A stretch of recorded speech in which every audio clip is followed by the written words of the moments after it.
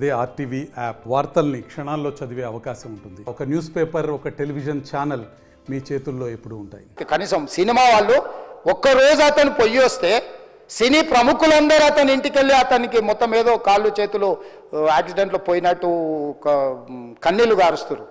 ఈ సినీ ప్రముఖులు ఒక్కరైనా హాస్పిటల్కి పోయినరా అధ్యక్ష? నేను సూటిగా తమ ద్వారా సినీ ప్రముఖులను నేను అడుగుతున్నా అధ్యక్ష.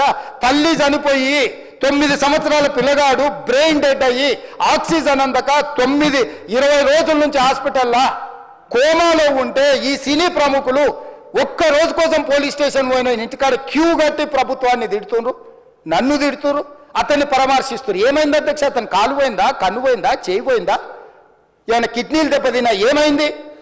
అతన్ని ఇంతమంది సినీ ప్రముఖులు పరామర్శించారు, కలిసిండ్రు, అభినందించారు. కానీ ఆ పిల్లగాన్ని కనీసమన్నా పరామర్శించడానికి సినీ ప్రముఖులు ముందుకు రాలేదంటే సినిమా ఇండస్ట్రీలో ఉన్న ప్రముఖులు ఏం ఆలోచన చేస్తుండ్రో, ఏం కోరుకుంటుండ్రో నాకైతే తెలియదు. 100% जो भी अकबरुद्दीन ओवैसी साहब ने जो मुद्दा उठाए वो मुद्दा के लिए मैं ये बात कह रहा हूँ, सचमुच बोल रहा हूँ, ये शर्म की बात है. ఏమంటే జరిగిన విషయం చాలా అన్ఫార్చునేట్. నేను గత 3 ఏళ్ళుగా ఈ సినిమా థియేటర్లో చూస్తేనే నాకు తెలుస్తుంది. అంటే నేను ఇన్ని కోట్లు పెట్టి అమ్మాం కదా సినిమా, నాకు రెస్పాన్సిబిలిటీ ఉంటుంది. సినిమా ఎలా ఉంది థియేటర్లో చూస్తే నా 3 years ఎఫర్ట్, అది జస్ట్ ఒక షో కాదు. నాకు ఎమోషనల్గా 3 years ఎఫర్ట్. అసలు ఏమవుతుంది నా future, it's like make or break moment for me. So అలాంటి ఇంపార్టెంట్ పాయింట్లో నేను వెళ్తూ నేను అదే ఆలోచించాను తప్ప నేనేమి ఇర్రెస్పాన్సిబుల్గా గత 20-30 ఏళ్ళుగా నేను అదే థియేటర్కి వెళ్తున్నాను. ఓల్డ్ సినిమాలకి వెళ్ళాను నేను అదే థియేటర్కి. నా సినిమాలు కాకుండా బయట సినిమాలకి వెళ్ళా. ఎప్పుడు ఇలాంటి యాక్సిడెంట్ అవ్వలేదు. అండ్ నేనేదో ఇర్రెస్పాన్సిబుల్గా థియేటర్కి వెళ్ళిపోయాను, పర్మిషన్ లేకుండా వెళ్ళిపోయాను అనేది అబ్సల్యూట్లీ ఫాల్స్ ఇన్ఫర్మేషన్. అలాంటిది ఏమీ లేదు. థియేటర్ వాళ్ళు పర్మిషన్ సార్ట్అవుట్ చేసుకున్నారని చెప్పి మేము అక్కడికి వెళ్ళాము. అక్కడికి వెళ్తే పోలీసులే క్లియర్ చేస్తున్నారు అక్కడ. So it is understood that everything is sorted. నేను వాళ్ళ డైరెక్షన్లోనే వెళ్తున్నాను.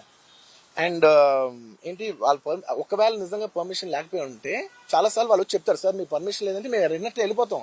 వాళ్ళే క్లియర్ చేసి ముందుకు రమ్మంటూ ఉంటే పర్మిషన్ ఉందనుకునే కదా మేము ముందుకు వెళ్తూ ఉంటాం in that flow of things. So నేను ఆ మైండ్ స్పేస్లోనే ఉన్నాను. అండ్ మెయిన్ నేను చెప్పాల్సింది ఏంటంటే అసలు ఇక్కడ this a false allegation that there is a road show, ఏంటిది ప్రొసెషన్. అసలు ప్రొసెషన్ కాదు, రోడ్ షో కాదు, ఏమీ కాదు.